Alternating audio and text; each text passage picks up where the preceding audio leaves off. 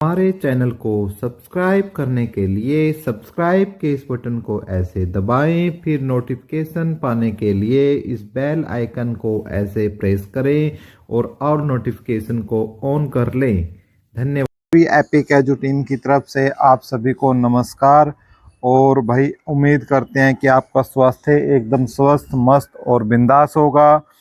और भाई भगवान से प्रार्थना करते हैं कि आपको जल्द से जल्द कोई सरकारी नौकरी भी मिले। तो भाई आज हम बात करेंगे इस वीडियो में, एक तो हरियाणा की ग्रुप डी भर्ती की कई बातों पर चर्चा आपके साथ करनी है, क्योंकि बहुत सारे यूट्यूबर है भाई ग्रुप 56, 57 और 25,000 भर्तियों में ग्रुप डी की जो भर्ती है उसको पूर्णतः भूल चुके हैं। इसलिए हम सरकार से रिक्वेस्ट करते हैं, यदि हमारी ये वीडियो है कहीं तक पहुंचती है तो हमारा एक ये छोटा सा प्रयास है अपने लेवल पर, और चाहे कॉमन कैडर की बात हो, चाहे जो 497 ईएसपी और ईएसएम वाली की जो जॉब है वो खतरे में आ गई है, और जो ग्रुप डी भर्ती है, क्या सरकार चेंज होती है तो क्या उसके ऊपर प्रभाव पड़ेगा, तो सभी एस्पेक्ट्स पे हम इस वीडियो में बात करेंगे। साथ के साथ भाई हम इसके अंदर बात करेंगे आईटीआई इंस्ट्रक्शन भर्ती को लेकर विभाग की तरफ से क्या नोटिस आया है, क्यों कैंडिडेटों को बर्खास्त किया जा रहा है ड्यूटी से। तो हर चीज़ की आपको सटीक जानकारी इस चैनल पर दी जाएगी, और पहले भी हम देते रहे हैं। और ख़ास बात हमारे चैनल की ये बात है कि कुछ ऐसे मुद्दों पर हम अपना हमेशा वीडियो बनाते हैं जो थोड़ा सा हटकर हो, जिस पर जो बड़े बड़े यूट्यूबर्स या जो टीचर्स हैं या फिर जो नेता लोग हैं ध्यान नहीं दे रहे हैं उन पर। क्योंकि पहले आपको पता था कि ग्रुप डी भर्ती पर कोई भी वीडियो बना दो कितने व्यूज़ आते थे, लेकिन भाई अब व्यूज़ नहीं आते। अब व्यूज़ नहीं आते इसीलिए जो यूट्यूबर्स है भाई आपके लिए आवाज़ नहीं उठा रहे हैं, लेकिन हमें व्यूज़ से कोई लेना देना नहीं है। इसके बावजूद हम आपके लिए आवाज़ उठाने का काम ज़रूर करेंगे।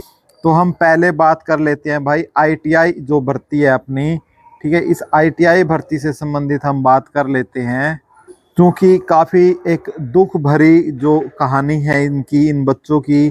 क्योंकि जॉब करते ये भर्ती 2019 में हुई थी ये भर्ती, ठीक है। और शायद मुझे पता नहीं है, लेकिन मैं गलत हूँ तो आप लोग मुझे ठीक कर देना, शायद एडवर्टाइज नंबर 12/2009 थी। इनकी ज्वाइनिंग वगैरह सारा काम हो चुका है। तो ये देखिए विभाग का नोटिस है कि skill development and industrial training directorate of Haryana, Kaushal Bhawan IP2 sector 3 Panchkula. तो ये नोटिस आया है। तो भाई मैं जिसकी बात कर रहा था, ये जो एक लिस्ट है वो इन्होंने बना दी है PDF, तो वो PDF वहाँ से जाकर डाउनलोड कर सकते हो। यदि ये PDF आपको नहीं मिलती है तो हमारे टेलीग्राम चैनल पर भी आप जुड़ सकते हो, और व्हाट्सएप चैनल के साथ भी जुड़ सकते हो, जिसके लिंक डिस्क्रिप्शन में हमें दे दिए गए हैं। और जो चैनल है उसको भी सब्सक्राइब, हमारा जो ये यूट्यूब चैनल है जिस पे आप वीडियो देख रहे हो, शुरू में मैंने तरीका भी बताया कि कैसे सब्सक्राइब करना है, तो चैनल को भी ज़रूर सब्सक्राइब करें।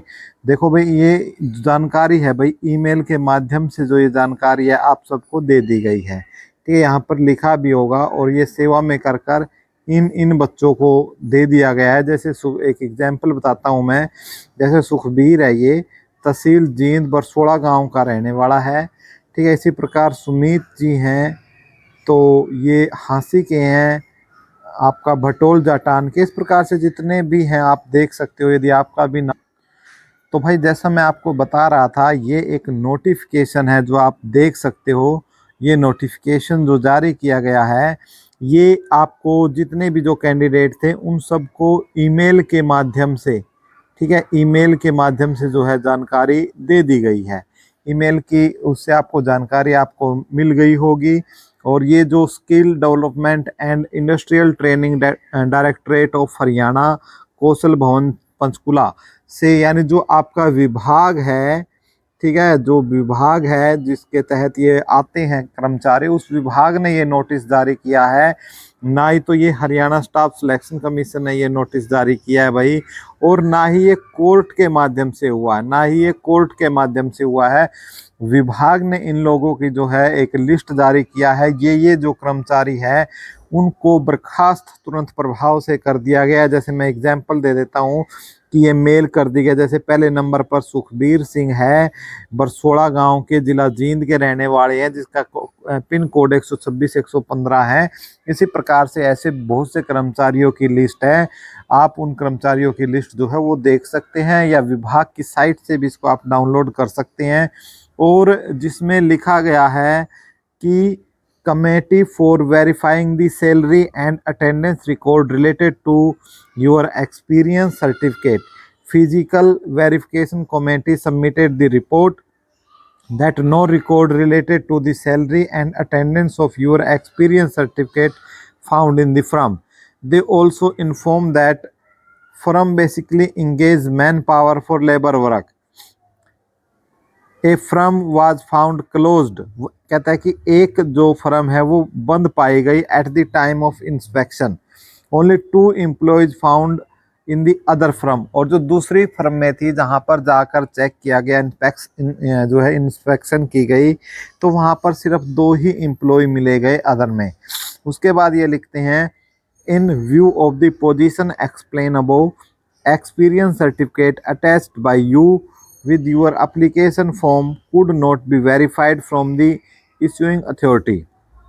Therefore, your candidature against the craft instructor post advertised under advertise number, ये आपका 12/2019 standard cancelled. No further communication regarding this will be entertain by the department.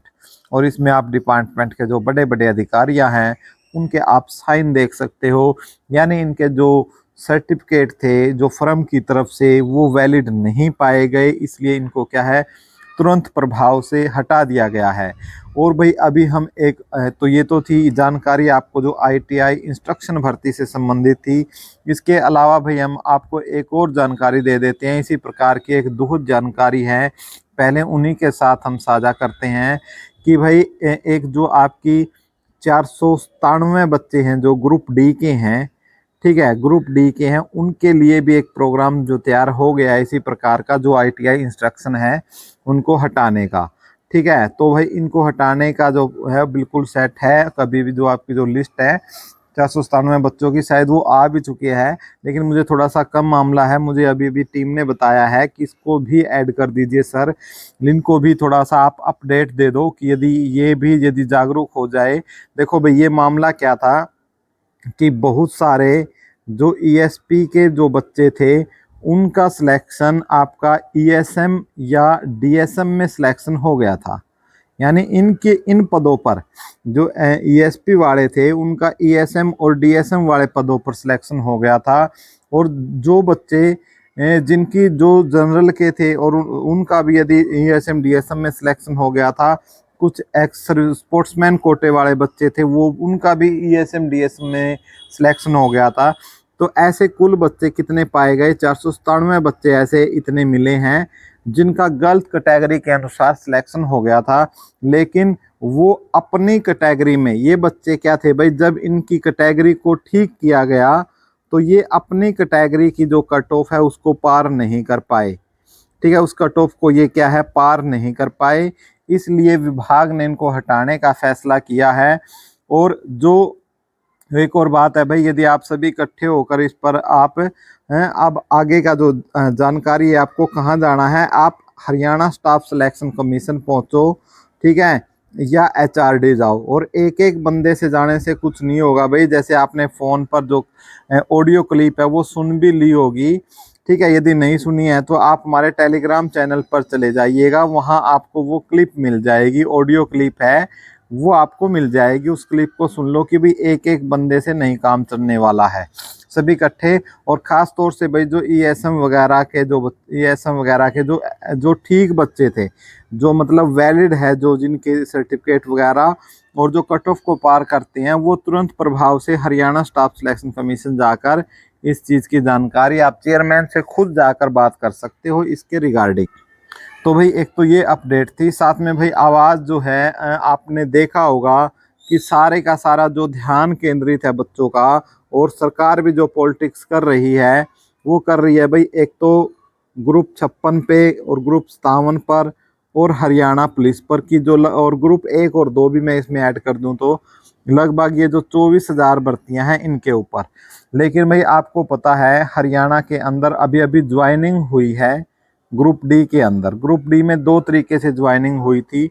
एक तो लोकसभा के समय 8 मार्च को रिजल्ट आया था 10,997 बच्चों का, ठीक है, ये 8 मार्च के आसपास अप्रोक्सीमेट ये रिजल्ट आया था। और इसी प्रकार एक 3774 का हाल ही में रिजल्ट आया है, ठीक है, ये सेकंड लिस्ट थी।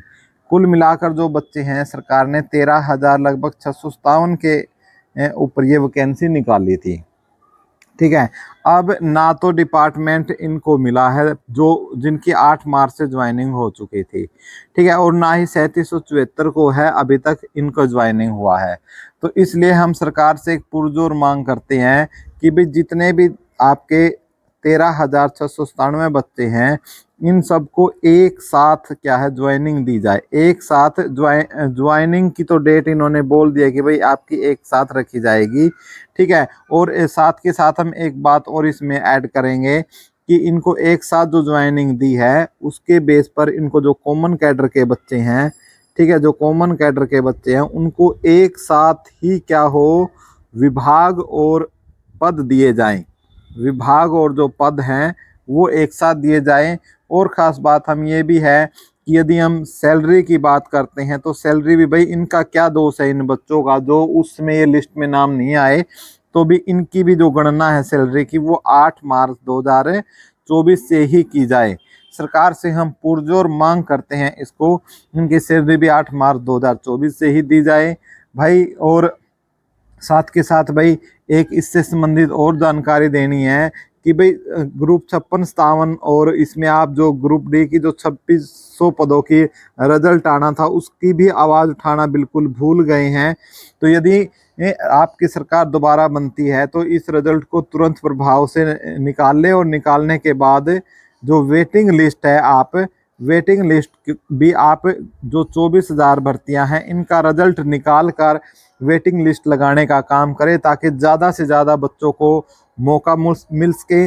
और जो कट ऑफ है आपकी कम से कम 5 अंक आपकी कट ऑफ है वो डाउन जा सके, ठीक है। तो भाई हम यही उम्मीद और आवाज़ ही उठा सकते हैं भाई वो आपके लिए, और बाकी काम आपका है। वीडियो को ज़्यादा से ज़्यादा टेलीग्राम व्हाट्सअप हर जगह आप वीडियो को ज़्यादा से ज़्यादा शेयर करें ताकि हमारी आवाज़ ज़्यादा ऊंचे लेवल पर जा सके और हमारी सारी मांगे पूरी हो सके। और ग्रुप डी भर्ती कोई दूसरी सरकार भी यदि आती है बीजेपी के अलावा तो वो भी इस भर्ती को और वेटिंग लिस्ट को लगा सके। जय हिंद साथियों।